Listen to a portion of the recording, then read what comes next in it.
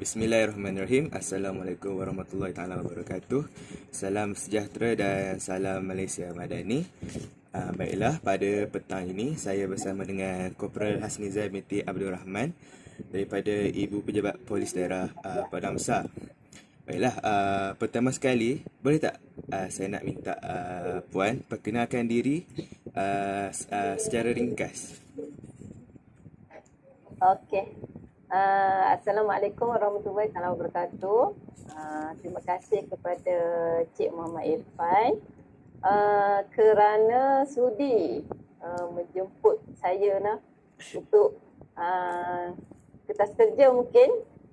Okey, nama saya Korporal Hasnizan binti Abdul Rahman, berjawatan korporal lah, dan bertugas di Ibu Pejabat Polis Daerah Padang Besar. Okey, saya bertugas di bahagian gerakan IPD Padang Besar lah. Okey, baik Puan. Boleh saya tahu tak sejak bila Puan bertugas dalam bidang kepolisian? Okey, lebih kurang 17 tahun lah saya dalam PDRM. Tahun 2017 saya mula masuk polis. Tapi saya di IPD Padang Besar baru 10 tahun lah. Sebelum ni di Pekan Pahang. Oh, baik Puan. Tempoh yang agak lama juga. Okey. Ya, betul. Baik, okey, macam isu semasa yang kita tahu pada zaman sekarang ni, ramai golongan remaja, ramai di antara mereka terlibat dengan pelbagai penyalahgunaan bahan yang terlarang. Jadi, sebagai permulaan, boleh tak saya tahu apakah tanggungjawab utama pihak Puan dalam menangani isu penyalahgunaan bahan terlarang ini? Okey. Antara tanggungjawab pihak polis lah dalam menangani penyalahgunaan bahan terlarang ni, seperti saya di bidang saya membuat rondaan, operasi cegah jenayah serta memberi ceramah kesedaran kepada masyarakat, khususnya kepada golongan remaja dan pelajar sekolah tentang bahayanya penyalahgunaan bahan terlarang. Okey, selain itu kami turut menekankan terhadap isu penggunaan rokok dan rokok elektronik seperti vape lah. Vape tu kan. Kerana ia sering menjadi pintu masuk kepada tabiat penyalahgunaan dadah yang lebih serius. Okey, melalui kempen kesedaran ni dan ceramah di sekolah serta komuniti, kami mendidik masyarakat tentang bahaya dadah nikotin dan bahan kimia beracun yang boleh menjejaskan kesihatan fizikal dan mental remaja. Oh, okey. Faham. Baik Puan, soalan seterusnya, berdasarkan daripada pengalaman Puan sendiri, apakah jenis bahan terlarang yang sering ataupun kerap disalahgunakan oleh golongan remaja? Okey, berdasarkan pemerhatian kita lah, antara bahan terlarang yang sering disalahgunakan adalah seperti ganja, pil pudar, rokok elektronik, syabu, dan banyak lagi lah. Dan bahan yang dicampur seperti THC serta ubat batuk tertentulah yang disalahguna untuk tujuan keseronokan untuk mereka. Okey. Pada pandangan Puan, apakah faktor utama yang mendorong remaja untuk terlibat dengan aktiviti penyalahgunaan bahan terlarang? Antara faktor utama yang mempengaruhi remaja-remaja kita lah dalam penyalahgunaan dadah ni, seperti pengaruh rakan sebaya, tekanan emosi dan keluarga yang tidak stabil. Mungkin ada masalah keluarga, dan ada yang ingin cuba try benda tu. Serta diorang ni kebanyakan kurangnya kesedaran tentang jangka masa panjang tentang penggunaan bahan terlarang terhadap kesihatan dan juga masa depan mereka. Jadi macam yang Puan sebut tu, terdapat banyak sangatlah faktor-faktor yang boleh mendorong ni remaja untuk terlibat dengan penyalahgunaan bahan. Ya. Betul. Okey. Baik, seterusnya kita nak menilai impak ataupun kesan penyalahgunaan bahan ni terhadap individu dan juga masyarakat. Jadi, saya nak tanya, apakah kesan penyalahgunaan bahan terlarang terhadap perkembangan fizikal, kognitif dan juga sosio-emosi bagi remaja tersebut? Okey.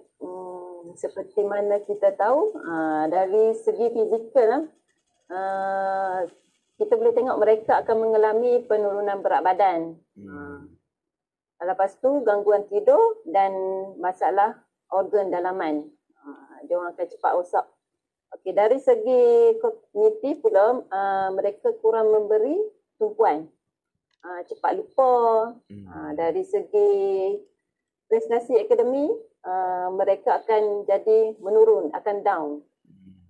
Manakala dari segi sosial emosi, remaja akan mudah murung, memberontak dan juga suka cakap bohong lah. Dan juga dia suka menjauhkan diri daripada keluarga serta rakan-rakan baiknya. Tapi kita boleh tengoklah kalau orang yang dah terpengaruh dengan benda ni, dia punya perangai tu memang akan lain lah. Okey. Mungkin sebab kesan daripada bahan-bahan yang terkandung dalam bahan yang mereka ambil tu membuatkan mereka berubah secara totalnya. Ya, betul. Okey. Ya, betul. Okey. Seterusnya saya nak tanya, bagaimana isu ini memberi kesan kepada keluarga, sekolah dan juga masyarakat secara keseluruhannya? Okey, kesan kepada keluarga, sekolah dan masyarakat. Pertama sekali, keluarga akan tertekanlah dan kecewa dengan perubahan sikap remaja tersebut. Okey, daripada sikap perubahan dan tingkah laku anak tersebutlah. Okey, selain beban emosi dan kewangan, juga untuk memulihkan mereka. Okey, keduanya sekolah pula berhadapan dengan masalah disiplin lah. Biasa pelajar-pelajar yang orang kata bahasa kampung panggil ambil barang kan. Dia akan ada masalah disiplin lah. Serta selalu ponting, suka cari gaduh dengan orang. Betul. Dan prestasi akademik dia akan merosok lah, kita tengok. Okey, dari segi masyarakat pula, dia akan terjejas. Kita tengok ada peningkatan kes jenayah lah. Tak kira bila orang ada masalah penyalahgunaan data ni, dia akan suka mencuri untuk dapatkan barang. Dia nak beli dada ni, dia perlukan duit. Jadi di situ jenayah akan berlaku lah. Mungkin pecah masjid, curi duit daripada keluarga. Okey. Macam yang pernah cakap tadi, banyak sebenarnya kesan-kesan yang akan tempias kepada keluarga, sekolah dan juga masyarakat kita. Betul. Okey.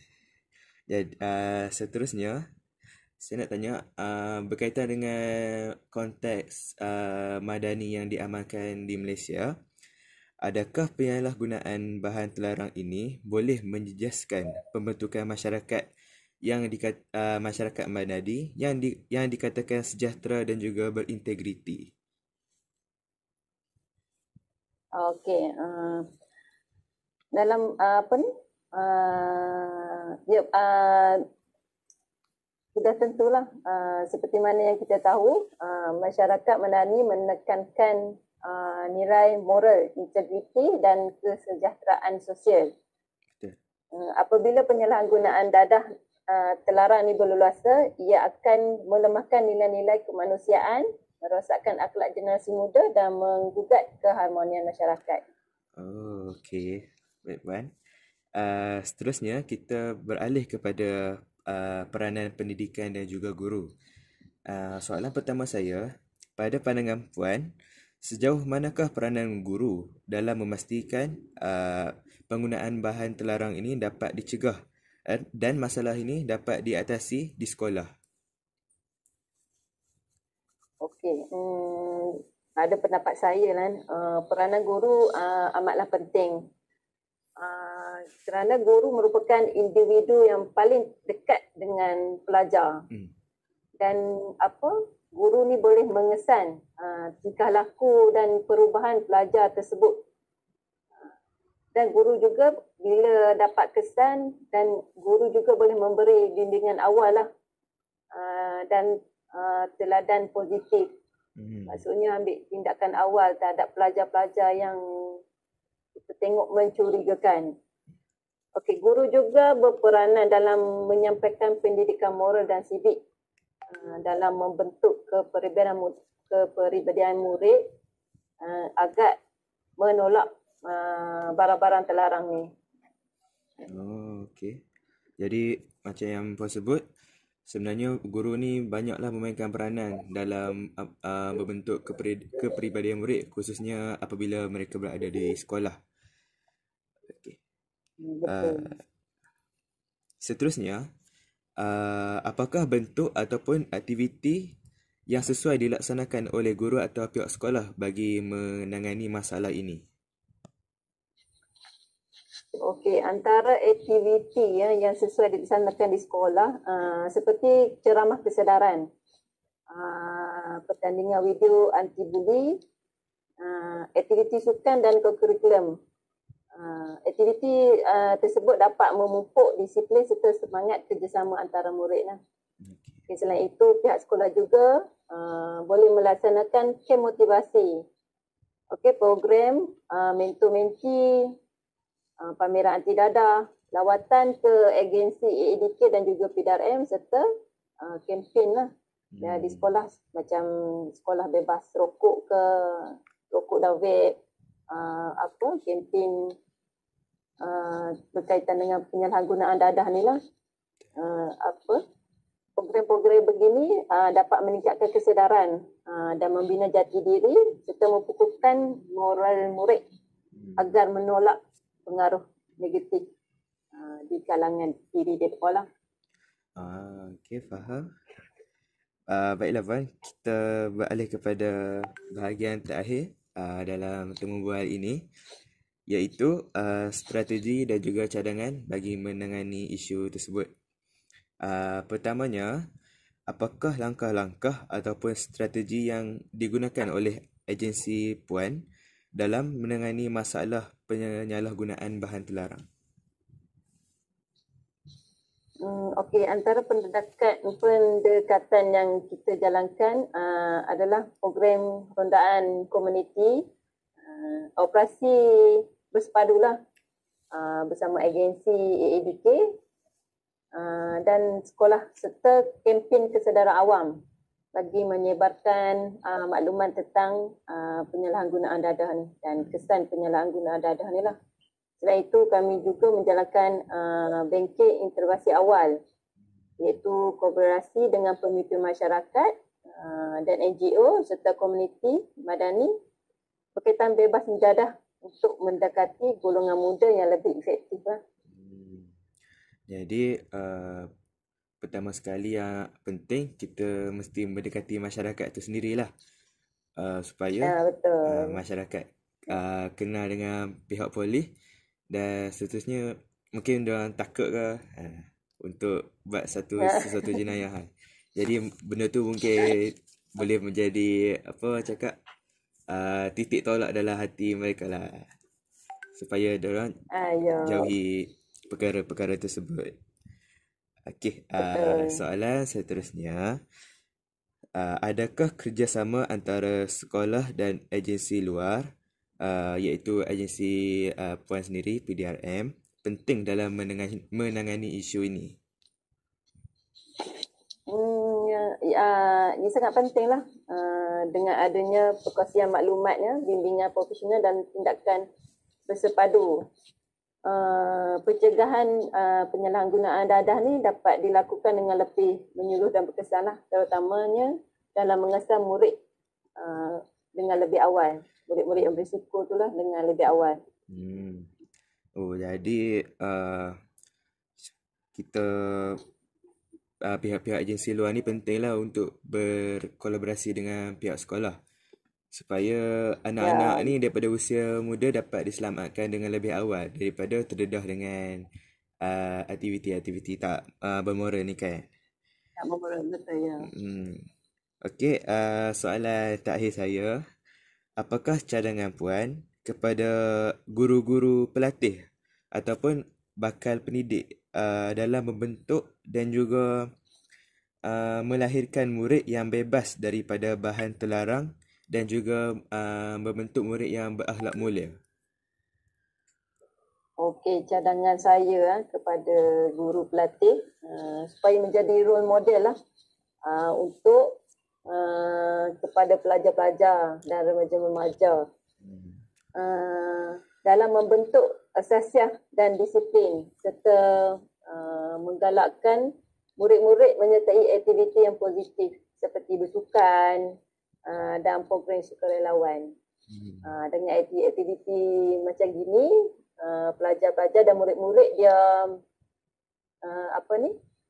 tak terfikir nak ambil benda-benda tu.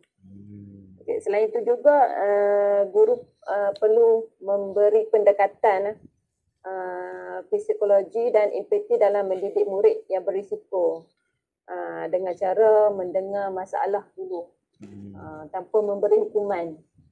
Mendekati masalah pelajar-pelajar yang ada masalah disiplin ni, tanya masalah sebelum menghukum lah.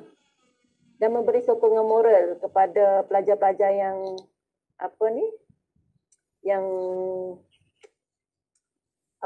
tidak berdisiplin. Pelajar-pelajar bermasalah. Betul. Memberi sokongan moral yang berterusan. Okey. Guru juga boleh bekerjasama dengan konselor sekolah dan agensi luar bagi mendapatkan bantuan profesional. Maksudnya kalau di pihak sekolah tak dapat nak tangani masalah-masalah pelajar yang bermasalah ni, boleh rujuk kepada agensi yang berkaitan lah. Kalau dadah, PDRM atau AADK. Jangan pergi kastang pula. Okey. Dengan cara tu guru bukan sahaja mendidik tapi membentuk sesiah murid lah agar menjadi insan berakhlak mulia, bebas dari segala barang-barang terlarang ni. Okey, baik Puan. Sebagai rumusan kepada perbincangan kita sebentar tadi, apakah mesej utama yang ingin disampaikan oleh Puan kepada remaja masa kini agar mereka menjauhi bahan-bahan terlarang dan menjadi warga negara madani yang sejahtera dan juga berintegriti? Nasihat saya kepada semua remaja lah dan adik-adik sekolah yang cuba-cuba nak mengenal apa tu dadah ke apa yang barang-barang terlarang ni lah. Hargai diri dan masa depan kita lah. Dan jauhi bahan terlarang ni kerana ia membawa kemusnahan. Sebab kita tengok sekarang ni banyak kes, tak kira remaja lah, orang tua pun kita tengok banyak kes yang menyebabkan salah guna dadah ni sehingga boleh membunuh. Bunuh family, orang-orang sekeliling.